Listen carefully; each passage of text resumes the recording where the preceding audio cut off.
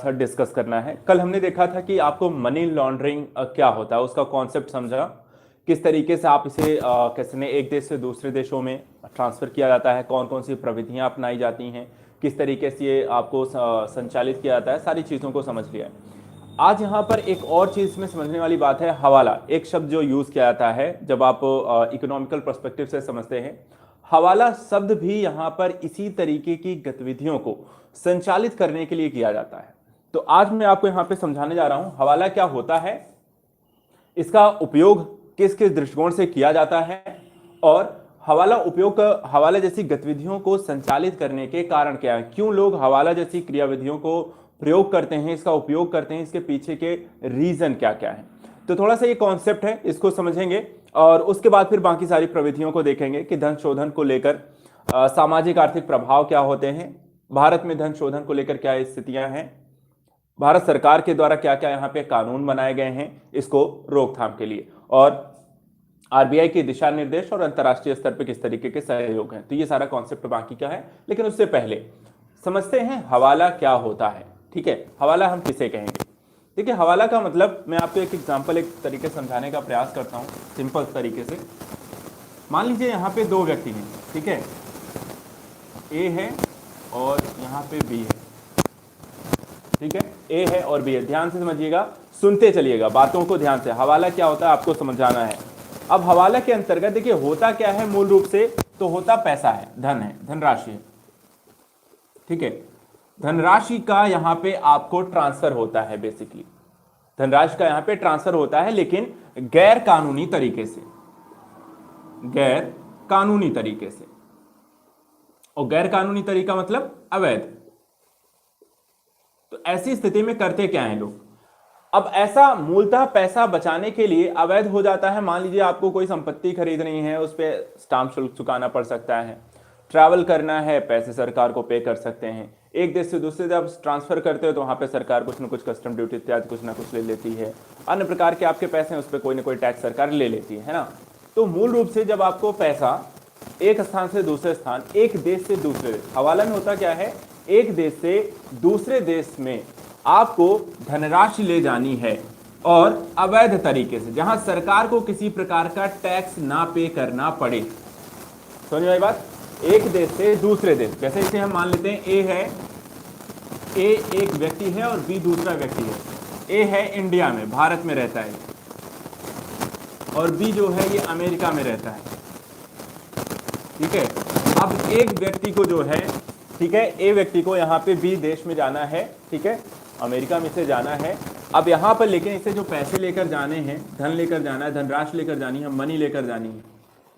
Money अगर आप border से लेकर जाएंगे तो वहां पे आपको पे करना पड़ेगा, टैक्स देना पड़ेगा, सरकार भी आपको ऐसे ले जाने नहीं देती है, कन्वर्ट आपको कराना पड़ता है, और उसके वहां पे जो एक्सचेंज होते हैं उसके भी वहां पे पैसे आपको लगते हैं। तो बाकी सारी चीजें आपको एक मतलब एक कानूनी प्रविधियों के माध्यम से जाएंगे, आप ऐसे पैसे नहीं ले जा सकते, और एक निश्चित मात्रा में ले जाएंगे। वहां पर भी आरबीआई ने कुछ रूल्स बना रखे हैं कि यहाँ पर किस तरीके से और कितना पैसा आप लेके जा सकते हैं, हर चीज को अपना एक नियम है। लेकिन जब आप इन नियमों में नहीं पढ़ना चाहते, जब सरकार की नजरों में बिना आए यहां पर आप काम करना चाहते हैं, ठीक है, वॉइस सही नहीं है, अभी बताइएगा। अभी क्या आप लोगों को वॉइस सही आ रही है, सभी लोगों को क्लियर है आवाज? तो यहां पे हम बात करते हैं कि किस तरीके से पैसे को ट्रांसफर करना है ना। अब यहां पर देखिए, यह पैसा जाना है, पैसा जाना है तो कैसे जाना है। अब इस व्यक्ति ने क्या किया, किसी एक व्यक्ति के पास जाता है, ठीक है, ये भारत में रहने वाले ए व्यक्ति है, अब इसे अमेरिका यहां पे जाना था, तो एक व्यक्ति यहां पे है सी। सी जो व्यक्ति है वो काम करता है हवाला का। किसका काम करता है, हवाला का। हवाला का काम कैसे करता है अब ये समझिएगा। अब ये व्यक्ति सरकार के पास नहीं जा सकता, क्योंकि उसको किसी प्रकार के सरकार के नियमों में पैसे टैक्सेस नहीं पे करने, लेकिन पैसे ले जा जरूर जाने हैं। तो ये पहुंचता है सी के पास। सी यहां पे हवाला कारोबार करता है एक देश से दूसरे देश, तरह के मनी ट्रांसफर इत्यादि के लिए। अब उसने क्या किया, इस व्यक्ति के पास पहुंचेगा। अब इस व्यक्ति का ऑलरेडी यहां पर एक जो व्यक्ति बैठा होगा, ये एक संस्था मान लीजिए, ठीक है, अब इसकी अलग अलग शाखाएं अलग अलग देशों में अपना इसने फैला रखी है। इसका एक व्यक्ति यहां पे बैठा हो गया, उसको मान लेते हैं हम डी हो गया, ठीक है। अब यहां पर देखिए, ए जाएगा सी के पास, सी कहेगा मैं आपका पैसा अमेरिका पहुंचा दूंगा, जितना पैसा चाहिए मैं उतना आपको पहुंचा दूंगा, ठीक है, कोई दिक्कत वाली बात नहीं है, आपको बताइए कितना ले जाना है, ठीक है। तो कहता मुझे यहां पर इसने मान लो कह दिया मुझे 1 करोड़ लेके जाना है, कहता कोई दिक्कत नहीं है, आपको 1 करोड़ मिल जाएंगे, आप जाओ। क्या कहता है, आपको 1 करोड़ अमेरिका में मिल जाएंगे, आप जाइए, आप ऐसे ही चले जाओ यहां से।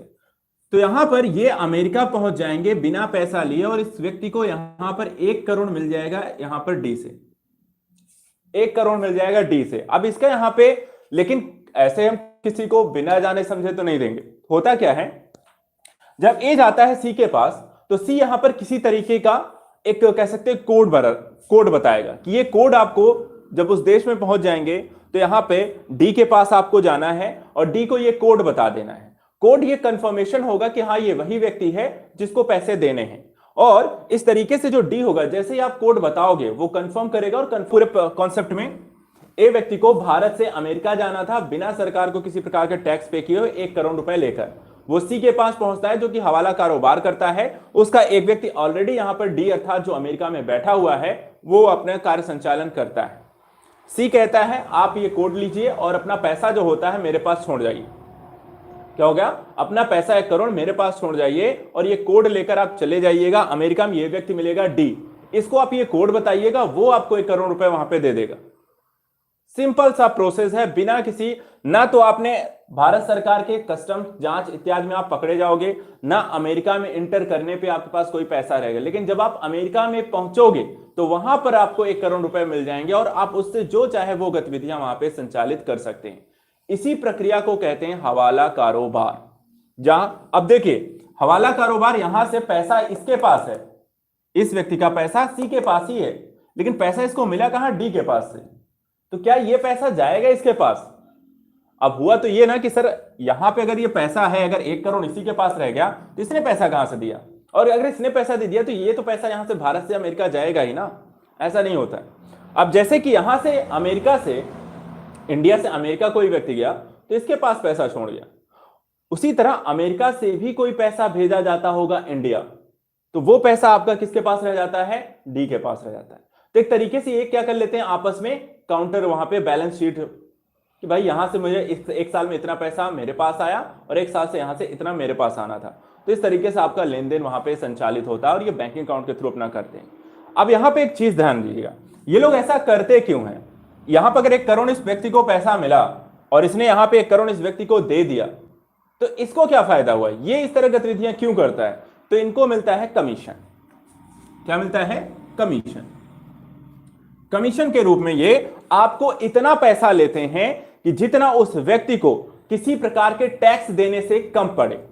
जैसे कि मान लीजिए अगर ए व्यक्ति को इंडिया से बाहर जाता है तो यहां पर हो सकता है उसे उस राशि पे 30% जो होता है राशि यहां पे चुकानी पड़ती, 1 करोड़ में से 30 लाख रुपए उसको देने पड़ते। अब यहां पर हो सकता है वो कहे कि आप मुझे सिर्फ 10% दे दो। कितना? सिर्फ 10% दे दो, आपका पैसा पहुंच जाएगा। तो यहां 30 लाख सरकार को देने पड़ते, यहां 10 लाख देके उसका काम बन गया। तो यहां पर टोटल जहां पे सिर्फ 70 लाख उसे मिलते हैं, यहां 90 लाख मिल जाते हैं और वो 90 लाख का वो आराम से अपनी अन्य गतिविधियों में खर्च करता है। तो इस तरीके से ये आपकी पूरा एक सर्कल क्रिएट करते हैं और ये आपको विभिन्न देशों में अवैध गतिविधियों को संचालित करने के लिए, पैसे को एक स्थान से दूसरे स्थान लाने ले जाने के लिए और अवैध गतिविधियों में इन पैसे को निवेश करने के लिए संचालित किया जाता है, जिसे कहा जाता है हवाला कारोबार। समझ में आई बात? क्लियर है सबको? क्या एक बार और समझाएं? जल्दी बताइए, सबको क्लियर है? समझ में आ गया हवाला कैसे करते हैं? अब हवाला अगर होता है तो यहां पे आपको करना नहीं है, ठीक है, ताकि आप लोग भी यहां पे हवाला कारोबार करने के लग जाएंगे। तो यहां पे एक सिंपल सा प्रोसेस होता है जिसे ही हम कहते हैं हवाला। तो कंफ्यूज नहीं होना है आप सभी को, ठीक है। हवाला कैसे संचालित किया जाता है, ये एक प्रविधियां होती हैं और इसी के तहत एक देश से दूसरे देश, दूसरे देश से तीसरे देश, तीसरे देश से चौथे देश, हर जगह आपको यही सारी क्रियाविधियां संचालित किया जाता है। अब बात आती है हवाला कारोबार का जो पैसा होता है वो आप यूज कैसे करते हैं, अर्थात किन किन क्षेत्रों में आप यूज करते हैं। तो जितने भी आपकी अवैध गतिविधियां हैं, जहां भी आपको अपनी अवैध गतिविधियों को संचालित करने के लिए पैसा चाहिए, वहां पे आप इस हवाला कारोबार के तहत जो पैसा आता है वो आप उपयोग करते हैं। जैसे हथियारों की, आपको अवैध हथियारों की खरीद करनी है, जैसे आपको मानव तस्करी के लिए लोगों को पैसे पे करने हैं, कुछ लोगों का अगर आप वहां पे मानव तस्करी होती है, कुछ लोग लेक पकड़ के आएंगे तो वो पैसे मांगते हैं, तो वो पैसे आपको पे करने हैं। मानव अंग की तस्करी हो गई, ठीक है, शिकार इत्यादि करना हो गया जो वन्य जीवों के दृष्टिकोण से हो गया, और अन्य तरीके के आपको कार्टेल हो गए, मादक पदार्थों की तस्करी इत्यादि हो गई, लूटपाट, जैसे कि आपको किसी का किडनैपिंग इत्यादि हो गया, अन्य तरीके जितने भी आपके अवैध कारोबार हैं, नशीले पदार्थों की तस्करी, ये सब काम के लिए आपको ये पैसा प्रयोग किया जाता है हवाला कारोबार। क्योंकि ये पैसा ही क्यों यूज किया जाता है, क्योंकि अगर आप किसी भी तरीके के नशीले पदार्थों की तस्करी कर रहे हैं या अन्य तरीके के काम अवैध तरीके से कर रहे हैं, अगर आप अपने बैंक अकाउंट से पैसा पे करते हो तो पता है पुलिस पड़ेगी पीछे, जांच एजेंसियां जांच करती हैं तो सारी चीज खंगालना शुरू करती हैं, बैंक रिकॉर्ड निकालना शुरू करती हैं, कॉल लॉग्स निकालना शुरू करती हैं, हर जानकारी आपकी निकालना शुरू करेंगे और ऐसे में आप फंस जाओगे। इसलिए ये पैसा हवाला कारोबार का यूज किया जाता है जहां पर पीछे इसके कोई भी आपको जानकारी नहीं होती है कि पर्टिकुलर ये पैसा आया गया कहां से, इसका स्रोत नहीं पता चलता है और आप आसानी से बच निकलते हो। अगर जांच पड़ताल होती भी है तो इस पैसे का मूल स्रोत कहां से है, क्योंकि बैंकिंग से तो आपने ट्रांसफर की नहीं, तो यहां पे आपको पता ही नहीं चलता कि किस व्यक्ति ने पैसा किसको दिया, और इस तरीके से इस पैसे का प्रयोग आप अवैध गतिविधियों में करते रहते हैं। इसके अलावा यहां पे आता है कि भाई इस तरह के कारण कि क्यों करते हैं हम, तो जैसे कि हमने कहा बैंकों का कोई लेना देना नहीं है, किसी प्रकार को आपको टैक्स पे नहीं करना है किसी सरकार को यहां पर आने जाने को लेकर, पैसा आपको बहुतायत मात्रा में एक स्थान से दूसरे स्थान आप कर सकते हैं, परिसंपत्तियां सृजित कर सकते हैं।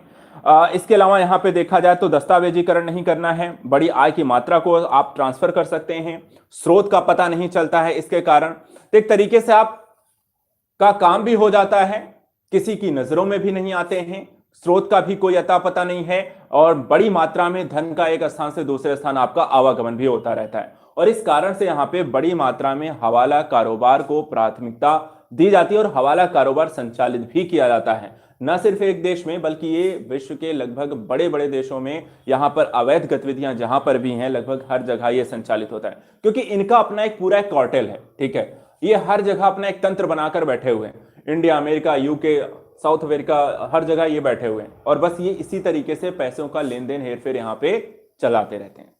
समझ में आ गई बात? तो इस तरीके से यहां पर ये हो गया हवाला, उसका उपयोग और कारण की स्थिति।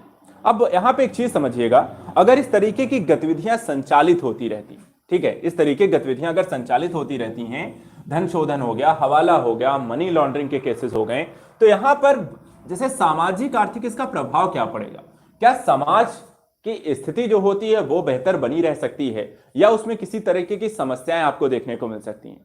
सबसे पहली चीज, आपने एक चीज देखा होगा, मैं इसका एग्जांपल, क्योंकि बेसिकली हम सब मूवीज और वेब सीरीज और टीवी शोज देखते रहते हैं, और उसमें से आपने कुछ मूवीज देखी होंगी जो अपराध, संगठित अपराधों पर आधारित होती हैं, जिसमें डॉन बनना या तस्करी करते हैं या मादक पदार्थों के बारे में फिल्में बनाई जाती हैं, भ्रष्टाचार, घूसखोरी पर फिल्में बनती हैं, वेब सीरीज आती हैं, कार्टेल पर आती हैं, तो इस तरीके से उनके बारे में आपने देखा होगा कि मूवी में एक छोटा बच्चा रहता होगा जो देख देख कर चीजों को आगे चलकर एक बड़ा अपराधी बन जाता है, ठीक है, देखता है कि क्रियाविधियां कैसे संचालित होती हैं, किस तरीके से उनका सोसाइटी में कैसा प्रभाव रहता है, पुलिस प्रशासन कैसे उनसे डरती रहती है, और जो लोग इस चीजों को देखते रहते हैं, जो छोटा बच्चा रहेगा और वहां पे जो सोसाइटी रहती है, वो उस चीज को जब देख देख के बड़े होते हैं तो वो भी उस प्रकार की सामाजिक अपराध की गतिविधियों में संलिप्त हो जाते हैं।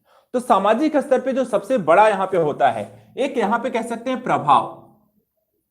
प्रभाव पड़ता है समाज के उन वर्गों के, और यहां पे एक सामाजिक आपराधिक प्रवृत्ति जो होती है जन्म लेती है।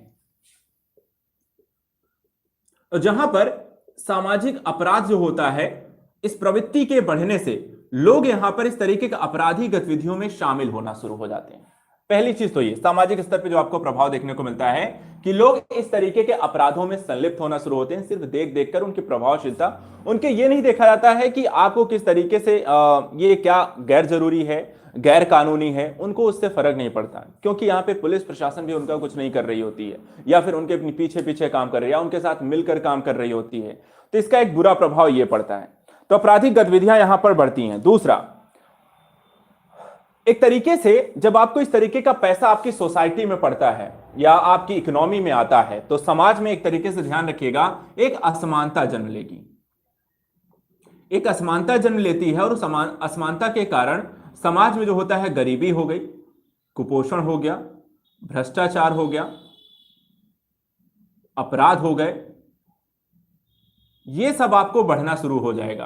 क्योंकि यहां पर पैसों का जो प्रयोग होता है, आपने अवैध तरीके से पैसा कमाया, सरकार के पास पैसा गया नहीं जो कि टैक्स के रूप में जाना चाहिए था, सरकार उस पैसे का प्रयोग सामाजिक कल्याण कार्यों में करती, लेकिन वो भी नहीं हो रहा है।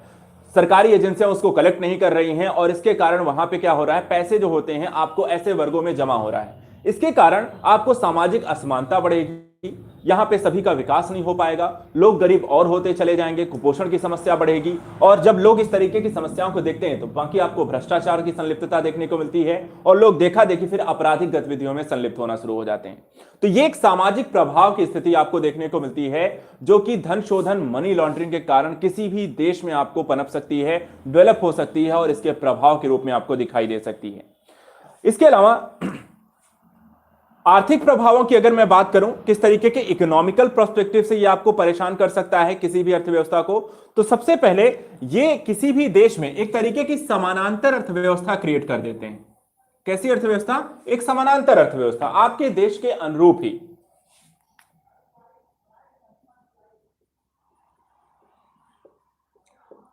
और समानांतर अर्थव्यवस्था में यहां पर दो अलग अलग कह सकते हैं मुद्रा का प्रवाह चल रहा होता है। एक तरफ सरकारी तरीके से बैंकों के माध्यम से लेन देन की प्रक्रियाएं चलती हैं, दूसरा यहां पे मनी लॉन्ड्रिंग, हवाला कारोबार के माध्यम से यहां पे सारी क्रियाविधियां चलती हैं। एक तरफ सरकार यहां पे कल्याणकारी कार्यक्रमों को संचालित करके लोगों का विकास सुनिश्चित करती है, दूसरी तरफ ये लोग होते हैं अवैध तस्करी, मानव तस्करी, मादक पदार्थों की तस्करी, वन जीवों का अवैध हथियारों की तस्करी हो गई, हीरा कारोबार अवैध तरीके से करना, असंगठित अपराधों के तहत साइबर नेटवर्क प्रणाली, लूटपाट, चोरी डकैती, इस तरीके का पूरा एक संगठन आपको संचालित करते रहते हैं। इस प्रकार की पूरी क्रियाविधि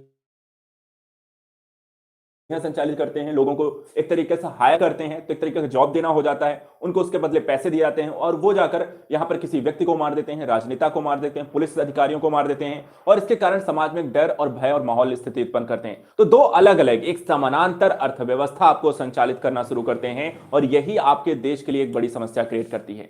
क्योंकि जब इस तरीके की समस्या होगी तो क्या क्या होगा? रिश्वतखोरी यहां पर बढ़ जाएगी, ठीक है, भ्रष्टाचार आपका बढ़ेगा, तस्करी बढ़ जाती है, कालाबाजारी में वृद्धि होता है, ब्लैक मनी आपको जनरेट होना शुरू हो जाती है, मनी लॉन्ड्रिंग और हवाला जैसी क्रियाविधियां आपको बड़े स्तर पे होना शुरू हो जाएंगी। इसके अलावा लोगों को वस्तुओं के जो मूल्यों में होगा उतार चढ़ाव आपको देखने को मिलेगा, क्योंकि पैसे फ्लो होने लगेंगे मार्केट में। अवैध तरीके से अगर मार्केट में पैसा आएगा, आरबीआई को एक निश्चित मात्रा में पता है कि मुझे इतना पैसा कंट्रोल करना है, लेकिन अवैध तरीके से जो पैसा मार्केट में पड़ रहा है उसके कारण आपको इन्फ्लेशन की स्थितियां, मूल्यों के क्रय विक्रय की स्थितियों में फ्लक्चुएशन देखने को मिलेगी। परिसंपत्तियों के मूल्यों में आपको ऊपर नीचे देखने को मिल सकता है, क्योंकि जिसके पास अवैध तरीके का पैसा है, अच्छा खासा पैसा है, वो बड़ा अमाउंट दे करके किसी भी परिसंपत्ति को खरीद सकता है, शायद जिसका मूल्य उतनी परिसंपत्ति हो भी। मान लीजिए अब मुंबई में कोई आपको ब्लॉक खरीदना है, अब उसकी संपत्ति हो सकता है कि 50 करोड़ हो, लेकिन जिसके पास पैसा है कि नहीं मुझे किसी भी कीमत पे चाहिए, मैं 100 करोड़ देता हूं, आप मुझे पर संपत्ति दे दो। तो यहां से प्रॉपर्टी का जो मूल्य होता है, इसके कारण क्या होता है, उसमें भी आपको फ्लक्चुएशन देखने को मिलेगा, ऊपर नीचे आपको बहुत ज्यादा देखने को मिलता है।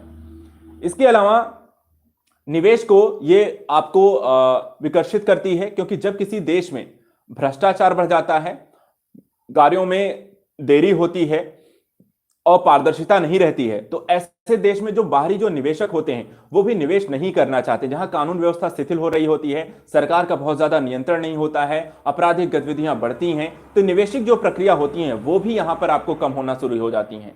तो इस तरीके से देखा जाए आपकी अर्थव्यवस्था को यहां पर बुरी तरीके से प्रभावित किया जाता है, कल्याणकारी कार्य नहीं हो रहे होते हैं, सामाजिक समस्याएं उत्पन्न होती हैं, आर्थिक गतिविधियां अव्यवस्थित हो जाती हैं और आपको इस तरीके से एक बड़ा सामाजिक आर्थिक प्रभाव किसी भी देश में धन शोधन जैसी क्रियाविधियों के कारण डेवलप की जा सकती हैं, जिसका संगठित अपराध एक बड़ा हिस्सा यहां पे बनता है। तो इस तरीके से भारत में अगर देखा जाए तो ये सारी क्रियाविधियां आपको देखने को मिलती हैं, जिसमें हवाला, धन शोधन जैसी समस्याओं के कारण आपके सामाजिक आर्थिक प्रभाव, ऐसा जितनी भी मैंने चीजें आपको बताई हैं ये सब भारत में फिलहाल हो रही हैं। ऐसा कुछ नहीं है जो भारत में नहीं होता है, इसमें सारी क्रियाविधियां संचालित हैं और इसके सामाजिक आर्थिक प्रभाव भी आप देखते हैं। तो इस तरीके से भारत की सामाजिक आर्थिक स्थिति में जो अभी खराब बनी हुई है उसमें यह भी एक बड़ा कारण आपको ध्यान रखना है। समझ में आगे बात? चलिए अब इसको यहाँ पे लिखते हैं। हवाला कारोबार के बारे में पहले थोड़ा सा पॉइंट आउट करेंगे और उसके बाद फिर धन शोधन के सामाजिक आर्थिक प्रभावों के बारे में थोड़ा पॉइंट आउट करके बाकी चीजें फिर डिस्कस करेंगे।